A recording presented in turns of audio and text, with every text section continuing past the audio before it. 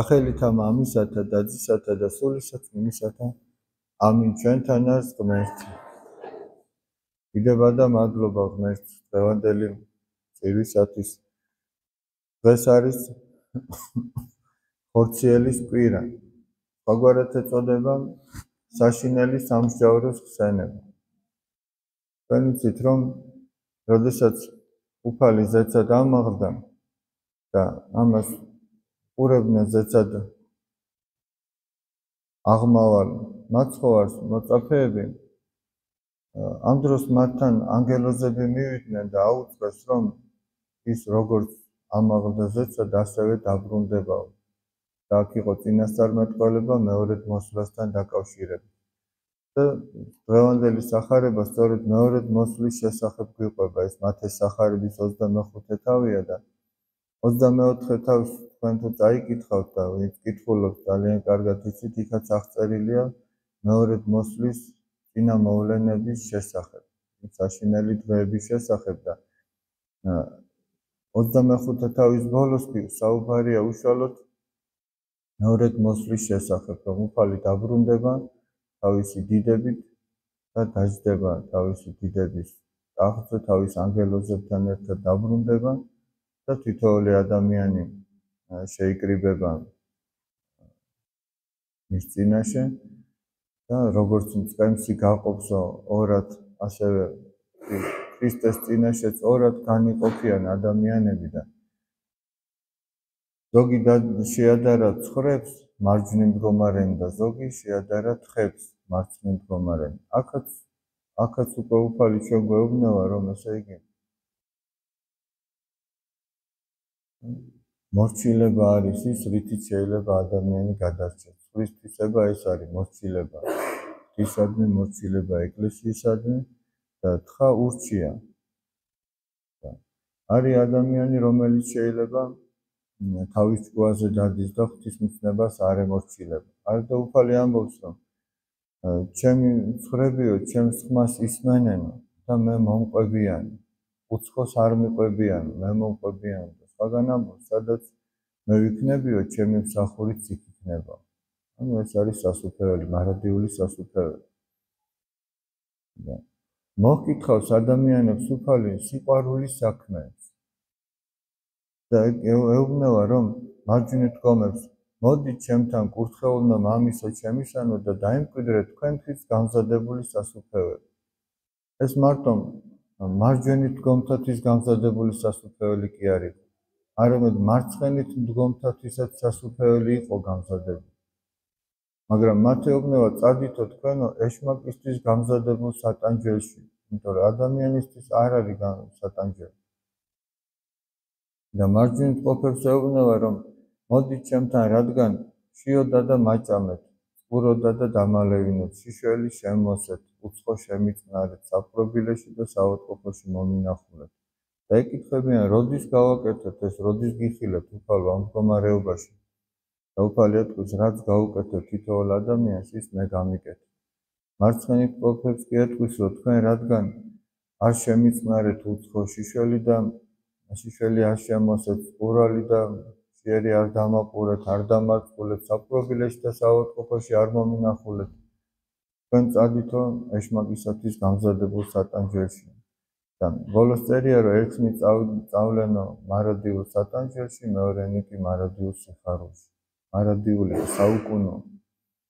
და უფალი აქ როგორც თქვით, მოჰკითხავს სიყვარულის საქმეებს. შენ ახლა ვიცით, რომ მორწმუნე ადამიანი კიდევაც უნდა მარხულობდეს, ლოცულობდეს, სწორედ მარხვის წინა პერიოდი ამისთვის გამზადებს ეკლესია. კიდევაც უნდა, ასე იგი, გარკვეულ ღვაწლს აღასრულებდეს, მაგრამ ამ ყველაფრის შედეგი უნდა იყოს სიყვარული. ახლა მაგალითად აი მანდილოსანი რომ რაღაცას საკვებს და კერძს გააკეთებს, ხო, რამდენი რაღაც უნდა უყოს ინგრედიენტები, მაგრამ ერთი კოვზითაც იგებ ის როგორია, ხო, მართალია, მთელი ქვაბი ხო არ უნდა შეჭამო, რომ ესე იგი დაათვალიერო, აბა რა ჩააყარა შიგ თუ როგორ რა გააკეთა, ამას ხო არ აკეთებს. ესე იგი,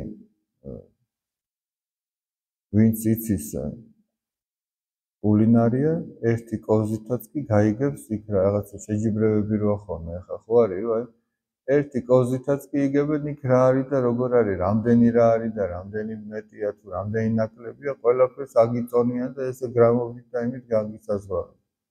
ან მაგალითად კარგი დეგუსტატორები, ესე იგი ღვინისა, იგებენ რა ყურძე, სულ არ იცოდნენ რა ყურძენია და როგორ დააყენა და რამდენი თვე იყო ჭაჭაზე თუ ქვევში იყო თუ მაშინ ერთი ყლუპითაც იგებენ ეს რა ღვინოა და რა ყურძენია და როგორ დააყენა და რა ჭკუის კაცმა დააყენა. იმიტომ რომ ამას ძალიან მნიშვნელობა აქვს. შეიძლება ერთ და იგივე ყურძენი იყოს, მაგრამ ერთნაირი ჭკუის ადამიანმა არ დააყენოს. ვიღაცამ გინებით დააყენოს, ვიღაცამ ლოცვით დააყენოს. ამასაც მნიშვნელობა. და იგებს და როგორ ღმერთი, რომელმაც ყოველივე შექმნა, ის ვერ გაიგებს ადამიანის ერთი საქმითაც კი ეს რა არის და როგორი მართულად თუ არ და ისედაც იცის მან. მაგრამ ღმერთი ადამიანი აი ამ სიყვარულის საქმეებს მოგკითხავს, იმიტომ რომ ამ სიყვარულის საქმეებში ჩანს როგორ უმართულია, როგორ ულოცია თუ როგორ ულია ტაძარში თუ აღსარება როგორ უთქვამს თუ როგორ ზიარებულა და ასე შემდეგ. თან ახლა ჩვენ რო შევხედოთ ღვთისმცნება, როგორც წმინდა იოანე ოქროპირი ამბობს, არ არის რთულია. იქიდან გამომდინარე ამბობს, რომ უფალი ჩვენ არ გვეუბნება, რომ ადამიანი საპყრობილედან უნდა გამოიყვანო, არამედ გეუბნება, რომ მოინახულო. არ გეუბნება სნეული გამკურნო, არამედ მოინახულო და ანუგეშო. არ გეუბნება, რომ მაინც და მაინც რაღაცა დიდი სუფრა უნდა გაუშალო, არამედ უნდა დააპურო, წყალი უნდა დაალევინო. რაღაცით შემოსო, მისი სიშიშვლე დაფარო. უცხო ადამიანი შეიწყნარო, ანუ ხელი გაუმართო, გზა ასწავლო, რაღაცა ამდაგვარად მიუდგე ისე, რომ ის შენიანად ჩათვალო და როგორც შენსაც გინდა რომ სხვა მოექცეს, ისე მოექცე. აი ამას ითხოვს უფალი ადამიანებისაგან, იმიტომ რომ ადამიანმა რომ თავისი სახე შეინარჩუნოს, სწორედ რომ ღვთისმცნება უნდა აღასრულოს. სხვანაირად ვერ შეინარჩუნებს ადამიანი თავის სახეს. ახლა მაგალითად ადამიანს იმხელა დიაპაზონი აქვს თავისი ფიქრის თუ საქციელის, რომ ის შეიძლება პირუტყვსაც კი მიემსგავსოს, ცხოველს მიემსგავსოს და იმასაც გაცდეს და ესე იგი ეშმაკსაც მიემსგავსოს. მაგრამ შეუძლია იმ სიმაღლეზე ავიდეს, რომ ანგელოზს მიემსგავსოს. აი წმინდა გრიგოლ ხანძთელის ცხოვრებაში როგორ არის ზეცისა კაცი და ქვეყანის ანგელოზი. ასევე წმინდა იოანე ნათლისმცემელის ანგელოზივით ცხოვრობდა. მაგრამ ადამიანს შეუძლია დაეცეს ისე, რომ პირუტყვსაც კი გაასწროს და დღეს სამწუხაროდ ადამიანმა პირუტყვს გაასწრო. იმიტომ რომ პირუტყმა იცის მამრი და მდედრი და ადამიანმა ეგ აღარ იცის. სამწუხაროდ არის ეგეთი უამრავი შემთხვევა. და ეს მგელს და არც მელიას და ვირთხას არ მოუვა ეგ თავში. და წარმოიდგინეთ ადამიანი კიდე რას ამტკიცებს დღეს, რომ თურმე ეს ნორმალური მდგომარეობა. ადამიანმა გაასწრო. და ქრისტიანობა ადამიანს იმას ასწავლის, როგორ შეინარჩუნოს ადამიანმა თავისი სახე. ადამიანმა ადამიანობა როგორ შეინარჩუნოს, მაგას ასწავლის. ანუ ადამიანს გულისხმობ იმას, რომ როგორიც ღმერთმა შექმნა ადამიანი ღვთის ხატად და მსგავსად. რომ ადამიანი ხატია ღვთისა, რადგან მასში არის უკვდავი სული, მასში არის გონიერება, არის თავისუფალი ნება, არის შემოქმედებითობა. შემოქმედია ადამიანი, ბუნებით შემოქმედია, ესეთი შექმნა ღმერთმა ადამიანს. და ეს ყველაფერი თავისუფალი ნებაც, გონიერებაც, შემოქმედებითობაც და უკვდავი სულიც ადამიანმა უნდა გამოიყენოს იმისათვის, რომ ეს ამის რეალიზება მოახდინოს და ღმერთს მიემსგავსოს. ღვთისხატება ადამიანში ყოველთვის ნარჩუნდება, როგორც არ უნდა დაეცეს, ან როგორც არ უნდა ამაღლდეს. მაგრამ ღვთისადმი მსგავსება ეს არ არის სტატიკური, ეს არის დინამიური მომენტი, პროცესია ეს. ადამიანი ან ზემოთ მიდის და ან ქვემოთ მიდის, ის ერთ ადგილზე არასოდეს არ ჩერდება. იმიტომ რომ ერთ ადგილზე ყოფნა უკვე უკან წასვლა. და ადამიანი თუ სწორად გამოიყენებს თავის ხატებას ღვთისადმი, ის აუცილებლად მიემსგავსება ღმერთს. და ეგ არის ადამიანის მთავარი მისიაც, რომ ადამიანი მიემსგავსოს ღმერთს. ადამიანი, როგორც ლევიტელთა წიგნის ლაიტმოტივია, ესე იგი, იყავი წმინდა, რამე თუმე წმინდა ვარო, უფალი ჩვენ გვეუბნება. და ადამიანის მთავარი დანიშნულებაც ეგ არის, რომ სიწმინდისკენ ისწრაფოდეს. აი ამ სწრაფვის მთავარი შედეგი არის ადამიანის სიყვარული. იმიტომ რომ ეხლა წარმოიდგინეთ, მთელი ბიბლია, რომ აი როგორ თქვა უფალმა, რომ მთელი რჯულიო დამოკიდებულია ორ მცნებაზე. შეიყვარო ღმერთი მთელი შენი გულით, მთელი შენი სულით, ძალით, გონებით და შეიყვარო მოყვასი ვითარცა თავით ის. ყველა აი ეს ორი მცნებაა შეჯამება მთელი წმინდა წერილის. და თუ მაინც ადამიანს გინდა რომ ერთი სიტყვით გამოთქვა ყველაფერი, აი რაც წმინდა წერილში დაწერილა, ხო, საუკუნეთა მანძილზე. ეს არის ერთადერთი სიტყვა, რომ შეიყვარო. იმიტომ რომ შეუძლებელია გიყვარდეს ღმერთი და არ გიყვარდეს ადამიანი. შეუძლებელია გიყვარდეს ადამიანი და არ გიყვარდეს ღმერთი. ეს ორი ერთმანეთზეა დამოკიდებული. შეუძლებელია ერთი მეორის გარეშე. მოციქული როგორ ამბობს? თქვენო რომლებიც ამბობთო, რომ ღმერთი მიყვარსო და თქვენი ძმა გძულთო. სრულობსო ესეთი ადამიანი, იმიტომ რომ ღმერთი, რომელიც არასოდეს არ გიხილავსო, როგორ შეგიძლია გიყვარდესო, მაშინ როცა შენი ძმა, რომელიც შენს წინ არის, ის არ გიყვარს. და თუ ერთ ადამიანს მეორე უყვარსო, ესე იგი მათ შორის არის ღმერთი. აი ჩვენ რო ამბობთ ხოლმე, რომ ქრისტიანს ჩვენ შორის, ჩვენთან არის ღმერთი, მაგას ნიშნავს ეგ, რომ ჩვენთან არის ღმერთი, ნიშნავს, რომ ჩვენ შორის სიყვარულია, იმიტომ ღმერთი სიყვარულია. და მე შენ სიყვარულით უნდა მოგექცე, შენც მე სიყვარულით უნდა მომექცე და მაშინ არის ღმერთი ჩვენ შორის. და თუ ეს არ ხდება, მაშინ ეშმაკია ჩვენ შორის. სხვა მესამე არაფერი არ არსებობს. ამიტომაც უფალი გითხავს, რომ შენ და იმ სხვა ადამიანს შორის ღმერთი იყო, სიყვარული იყო თუ არ იყო.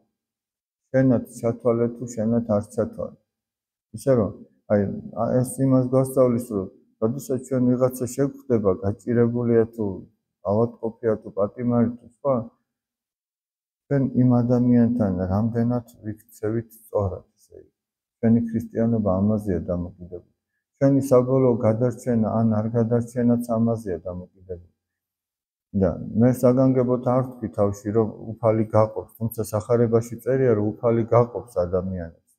მაგრამ ახლა თითოეული ადამიანი ხვდება, რომ თავად ადამიანი ირჩევს ამას. რა გააკეთოს? ერთია რომ შეგიძლია თუ არ შეგიძლია, ეგ კიდე სხვა საკითხია, დაუშვათ შენ გინდა რომ დაეხმარო, მაგრამ არ შეგიძლია დაეხმარო. აი დაუშვათ შენ თვითონ თუ ავადმყოფი ხარ და პატიმრის მონახულება გინდა, ვერ მოინახულებ, ფიზიკურად არ შეგიძლია, ვერ გააკეთებ, მაგრამ რაღაცა სხვა გზით გააკეთებ, ილოცებ მისთვის, რაც არ შეგიძლია. შენი განწყობა ის იქნება, როგორც მე არაერთხელ მithქვავს წმინდა ალექსი შუშანიას სიტყვები. მოწყალე კაცის გული მწუხარეაო, როცა ხედავს გასაჭირში მყოფ ძმას და ღონე არ აქვს საშველისაო, ანუ არ შეუძლია დაეხმაროს, გასაჭირში ხედავს და არ შეუძლია დაეხმაროს. და მწუხარეა ამის გამო და ეს მწუხარებაო ის მიერ შერაცხულია საქმეთ. შენ რომ მწუხარებ ამის გამო რომ დახმარება გინდა და ვერ ეხმარებ, ეს მწუხარება უკვე ღმერთმა ჩაგითვალა გაკეთებულ საქმე. ამაზეა ლაპარაკი. მაგრამ ჩვენ ზოგჯერ ასე ვართ, რომ ჩვენ ვერ ვაკეთებთ რაღაცას და ვამბობთ, გულს ვიმშვიდობთ, რა ვქნა, აბა არ შეგვიძლია და რა გავაკეთე. ან შეიძლება სულაც არხეინათ არის ადამიანი, რომ უკვე აქვს მიზეზი, რის გამოც ვერ გააკეთოს. და ეგ არ არის მწუხარება. ასეთ შემთხვევაში არ ჩაეთვლება მას საქმე. საქმე ჩაეთვლება, რომ ეცა და გაეკეთებინა, ვერ გააკეთე.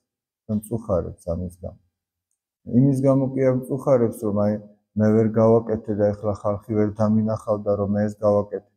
არამედ იმის გამო მწუხარებს, რომ ძმას ნუგეში ვერ მოუტანე. იმის გამო მწუხარებს. აი ჩვენ რო ღვთის წინაშე წავდგებით, დადგება ის ჟამი და ის წამი და წმინდა მამები ამას გვირჩევენ, რომ ადამიანმა უნდა იფიქროს იმ წამზე, როდესაც ჩვენ ღვთის წინაშე წავდგებით და დაველოდებით მისგან იმ სიტყვებს, რომელიც ჩვენ მარადიულად ან სასუფეველში და ან ჯოჯოხეთში გვამყოფ.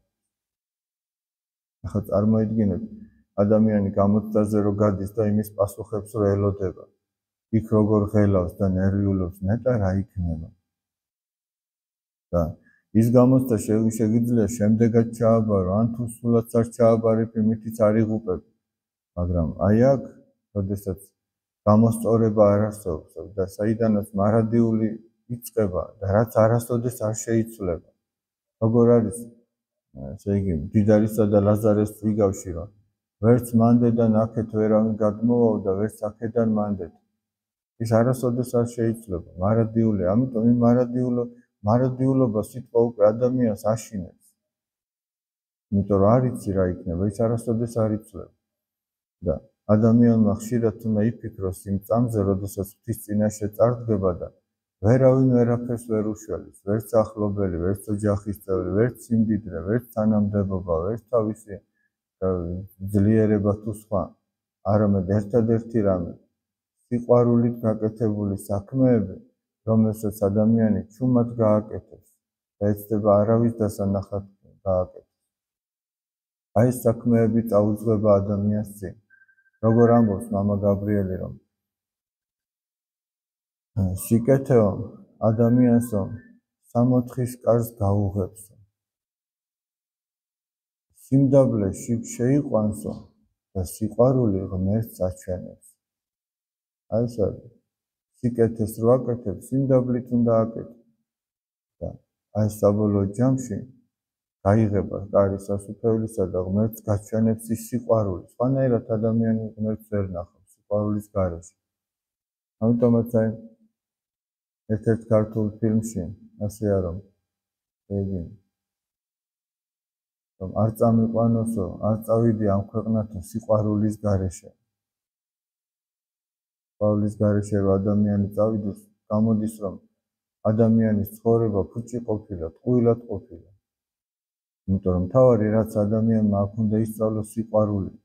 ყველაზე რთული ეგ არის. სალაპარაკოდ ყველაზე ადვილი, მაგრამ საქმით ყველაზე რთული ეგ არის.